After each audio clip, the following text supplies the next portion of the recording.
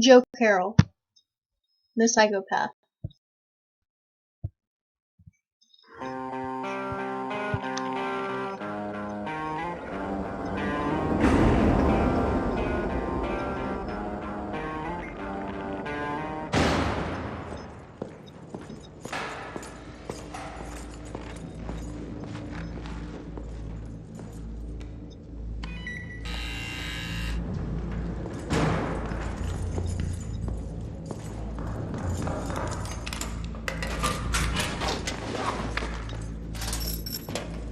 Hey, Pete, you have a good one.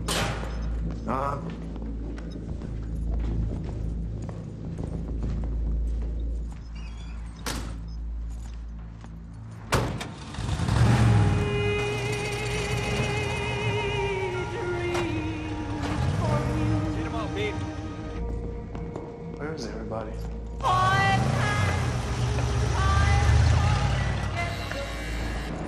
Jim!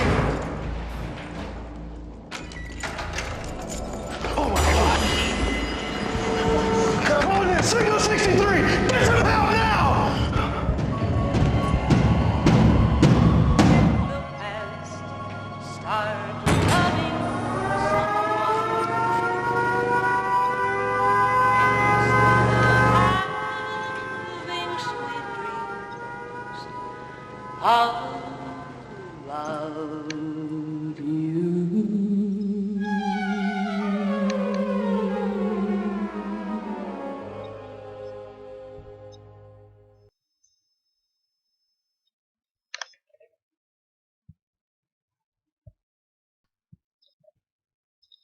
Carroll's crimes.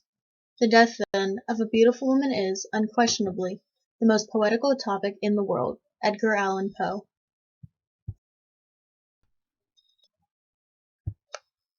Inspired by various works of Poe, his literary hero, he murdered 14 female students from the college where he worked. He cut out their eyes as a tribute to such stories as The Telltale Heart and The Black Cat.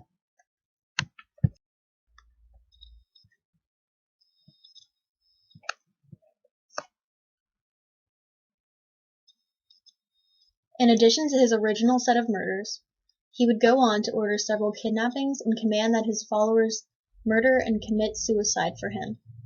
He would also steal and commit arson. He escaped prison twice and killed people throughout all 3 seasons of the show.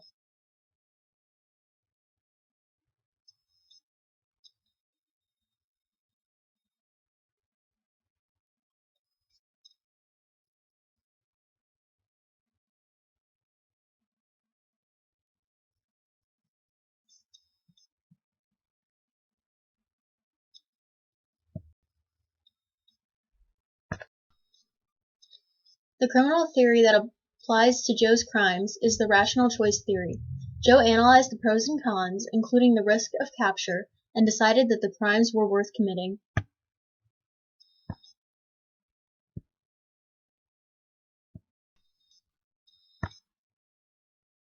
There are 4 types of psychopaths: distempered, charismatic, primary, and secondary.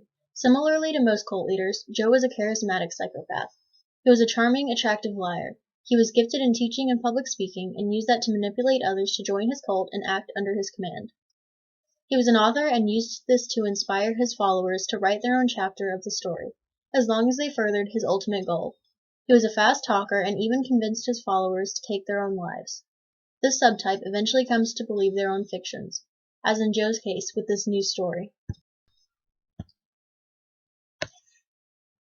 Carroll fits all of the more general characteristics of a psychopath in one way or another.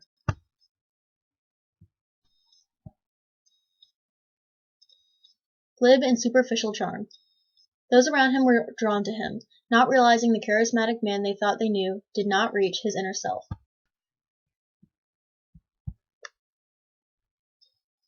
Narcissism. He was obsessed with fame and status. A need for stimulation. He had an excessive need for excitement, which manifested in the form of his murderous compulsions.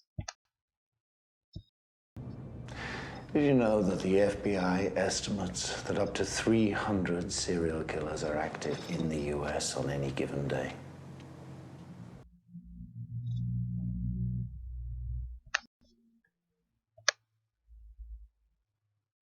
Pathological lying. Joe lied constantly to foster relationships with his followers to keep them in line. He did this most often with a favorite follower, Emma, who trusted and adored him. Cunning and manipulativeness. He not only started one cult, but would eventually take over another cult.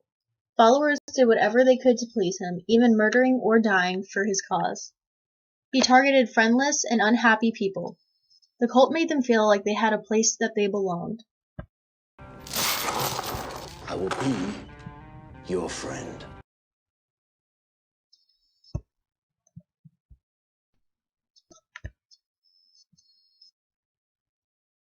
He used the works of Edgar Allan Poe and a novel he wrote, completing Poe's last unfinished work, to inspire and control his first cult. Death was beautiful and meaningful to each person there.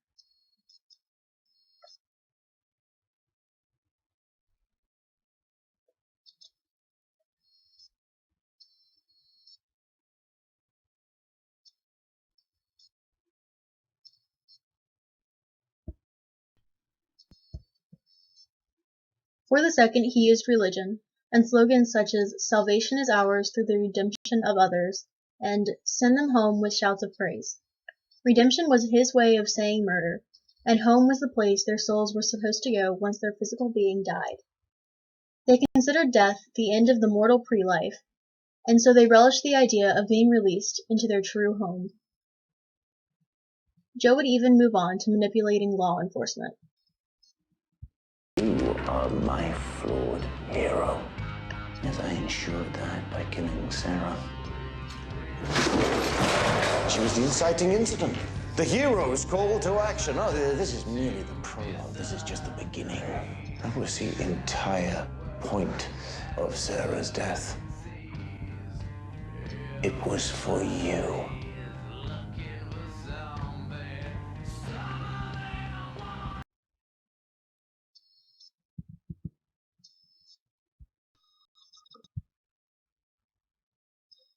Lack of remorse or guilt.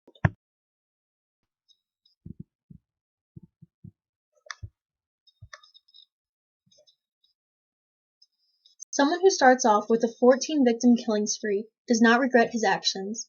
He openly admitted to enjoying the murders and even used the bodies of his victims as props.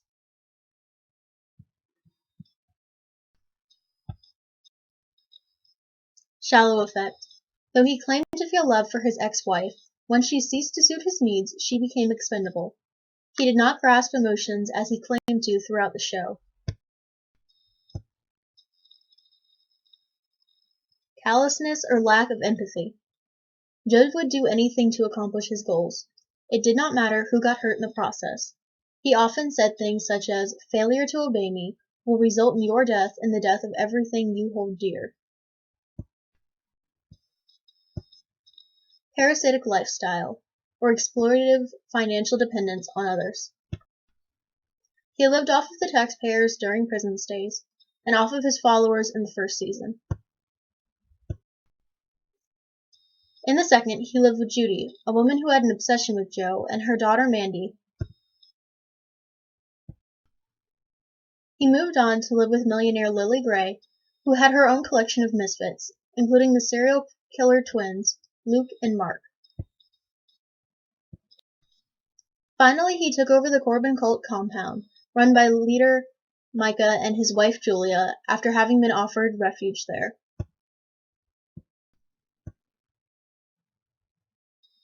Poor behavioral controls. Joe had a habit of lashing out when angered. Punching and strangling followers and choking Claire when she visited him in prison are some examples. Early behavior problems. He grew up in England and attended boarding school. Introduced to killing by mentor serial killer Arthur Strauss, he was given access to a body and told to imagine what it would feel like if he had been the one to stop her heart. He began killing, learning how to remove the eyes of his victims with surgical precision. Lack of realistic, long-term goals. His goal was everlasting fame for his misdeeds. For this is the age of Joe Carroll, and my name will live forever.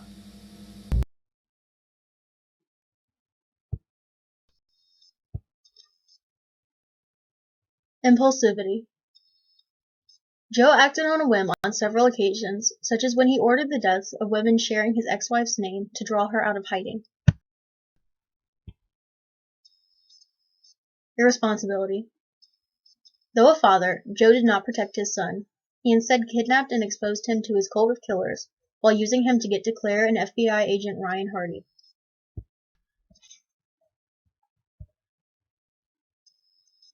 Short-term marital relationships.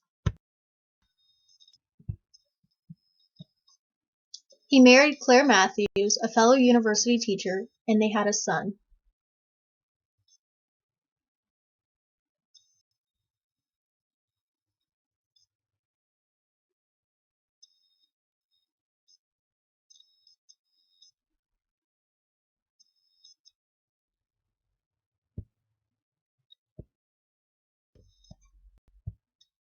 Claire divorced him after finding out that he was a killer.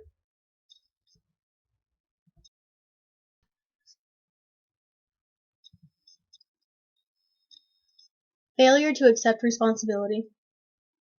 He believed that Claire left him for Ryan rather than because he was a serial killer.